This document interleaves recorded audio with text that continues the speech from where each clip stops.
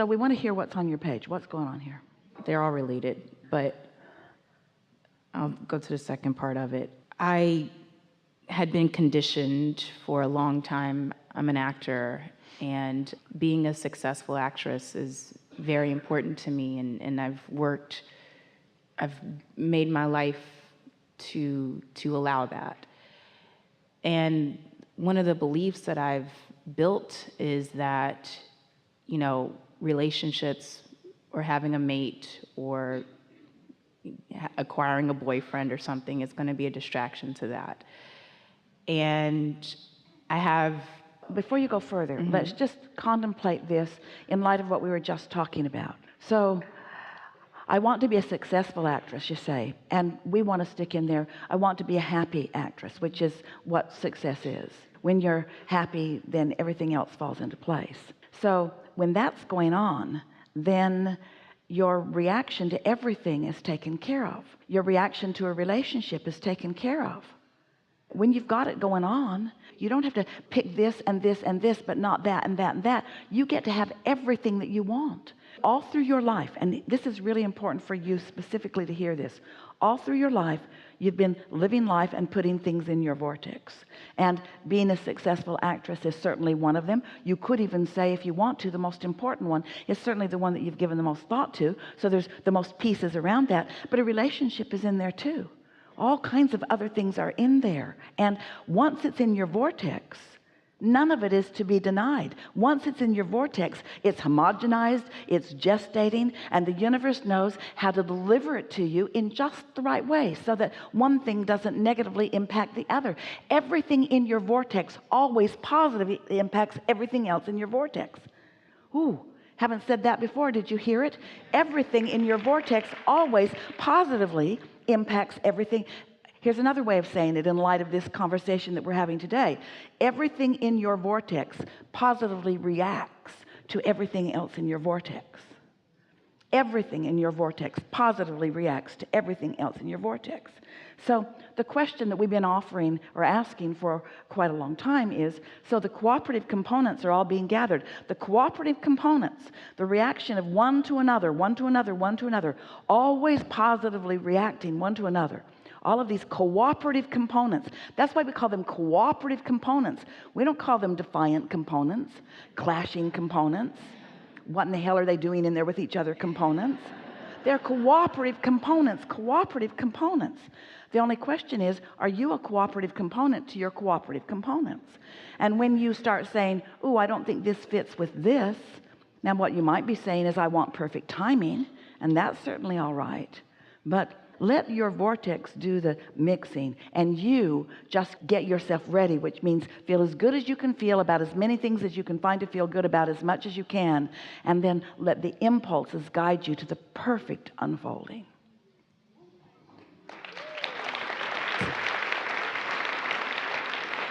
You accused yourself of being human earlier, and sometimes we accuse you of that too. And it is a sort of human tendency to say you have to choose, and it's either or, and you have to give up some things to have some other things. And we say, no, that's not how it works at all. And if you get in that attitude that you're giving up and sacrificing, now you're not in the receptive mode, and now you can't receive what's in your vortex. So nothing works out under those conditions, you see. And when you're in alignment and feeling good and in that receptive mode, everything works out. And people stand back and look at you and they say, how do you balance it all? And you say, I don't. It's balanced somewhere else. I just get happy, and my balanced life flows to me at appropriate times.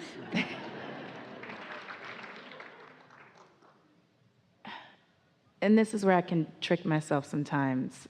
And so I don't know if it's self-sabotage or self-preservation, but I wonder sometimes, like, okay, when I am single, my career is like booming and thriving, but then when I get into a relationship or I get with someone that I really like and that, you know, makes me excited, then the career stuff just like... Here's why. Doesn't have to, but here's why.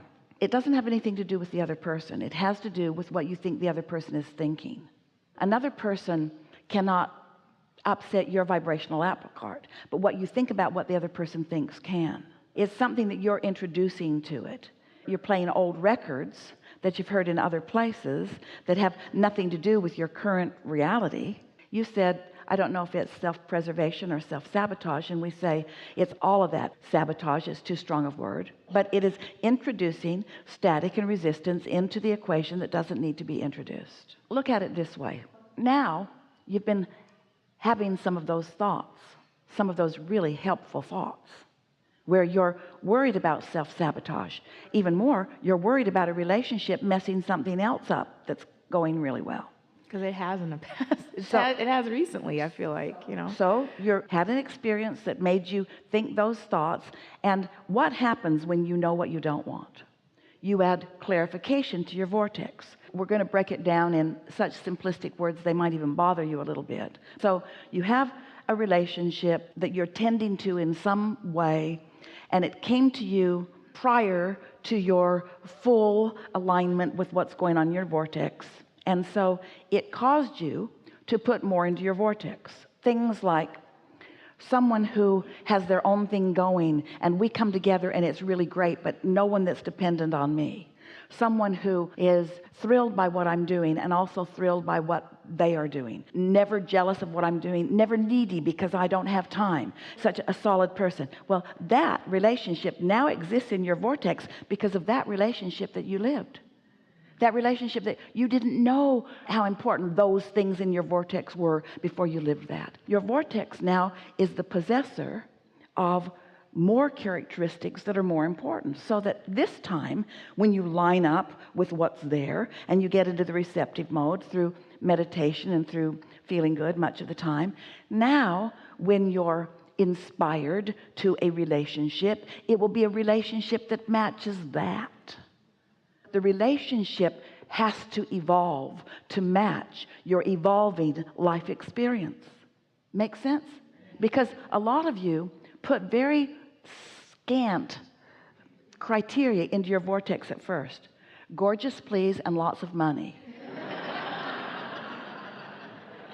I'm good with that. No, you're not. You want someone self-sufficient, someone in love with life, someone who knows how to tap in on their own, someone who's not sucking the life out of you because they don't know where to get their own life, someone who is steady no matter what you're doing, somebody who's sensitive enough to support you when you need a little extra time, someone who loves unequivocally because that's what they've learned to do. There are much better lovers in your vortex than you have let into your life experience, you see.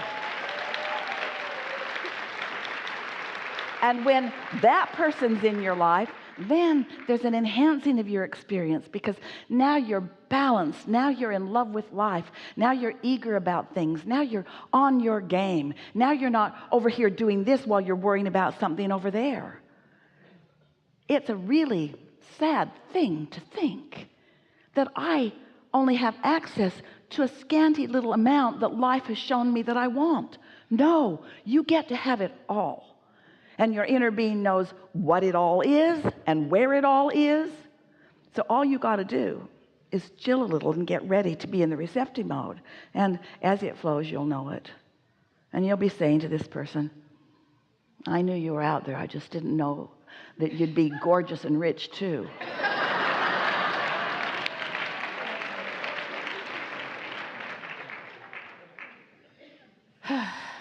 Don't settle for anything. That's what humans do. Yeah.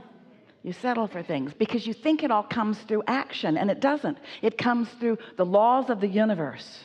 And so what we want to remind you is that this realness that is now can come into your experience whenever you're ready for it. And that's the deliciousness of life. Not just discovering that person because that person is ready to hatch into your experience, but even the creating of that person. Even the living of enough life to identify the things that matter so much to you. Ooh, it's so fun to know what you want because of what you've lived and not need to take anybody else's word for any of it. Timing.